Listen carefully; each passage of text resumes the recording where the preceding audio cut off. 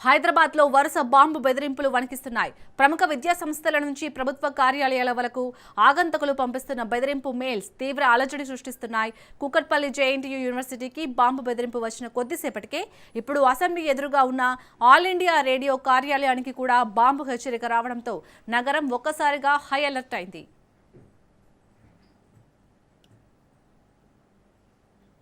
All India radio కేంద్రానికి గుర్తు తెలియని వ్యక్తుల నుంచి బాంబు బెదిరింపు మెయిల్ రావడంతో చర్యలో భాగంగా కార్యాలయంలోని ఉద్యోగులను అందరినీ వెంటనే బయటకు పంపించేశారు.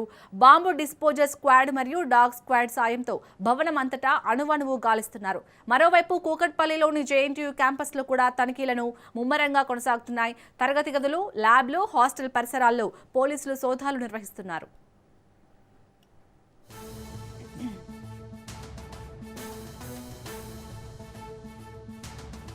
ప్రాంతాలని లక్ష్యంగా చేసుకుని ఈ బెదిరింపులు వస్తుండటంతో పోలీసులు గట్టి నిఘా ఏర్పాటు చేశారు.